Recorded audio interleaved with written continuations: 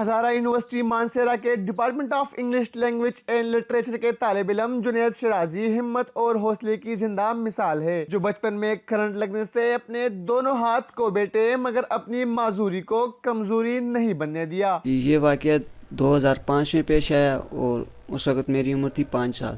تو بچپنے میں ہم سب بچے کھیل رہے تھے اور کھیلتے کھیلتے بچوں نے کہا کہ کھمبے پر چڑھتے ہیں، بچپنا تھا تو اس لیے میں نے ان بچوں کی بات کو دل پہ لے کے اوپر کھمبے پہ چڑھ گیا اور اس وجہ سے یہ واقعہ پیش آیا۔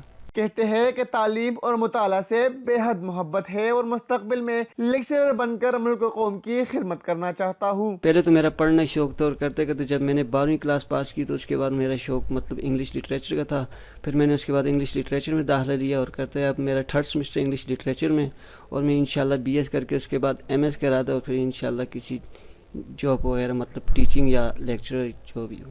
بازوؤں سے لکائی کرنے والے جنید شرازی کا تعلق مانسہرہ کے دور افتادہ گاؤں بٹل سے ہے، جو حصولی تعلیم کے لیے ہزارہ یونیورسٹی مانسہرہ آئے ہیں۔ جنید شرازی کے اس جذبے پر ان کے اساتذہ سمیت دوست بھی فخر محسوس کر رہے ہیں۔ کرکٹ کھیلنے کے ساتھ ساتھ زندگی سے وابستہ دیگر کام بھی کر لیتے ہیں۔ ان کا کہنا ہے کہ ان کی اس معذوری کا علاج ممکن ہے مگر غربت کی وجہ سے اخراجات برداشت نہیں کر سکتے۔ ایک ڈاکٹر سے رابطہ کیا تو وہ ڈاکٹر لاہور کا تھا، تو انہوں نے ہمیں تقریباً مکمل تفصیلات بتائی۔ انہوں نے کہا علاج کا یہ جو سرجری ہے سر کی اور یہ گردن کا آپریشن وغیرہ سب کچھ یہ تقریباً 5-6 لاکھ میں ممکن ہے۔ جنید شرازی کی زندگی سے معاشرے کو یہ پیغام ملتا ہے کہ اگر جذبہ اور ہمت جواں ہو تو منزل تک پہنچنا کوئی مشکل کام نہیں۔ برسر اقتدار قوت شاید ان جیسے نوجوانوں سے باخبر ہو، مگر ضرورت اس امر کی ہے کہ ایسے نوجوانوں کی حوصلہ افزائی کی جائے تاکہ معاشرے کے پسے ہوئے لوگ بھی ملک کا نام روشن کرنے میں اپنا کردار ادا کر سکے۔ کیمرامین ریان درشانی اور رماز سالارزئی کے ساتھ شیراز احمد شرازی، K2 ٹیلی ویژن، ہزارہ یونیورسٹی مانسہرہ۔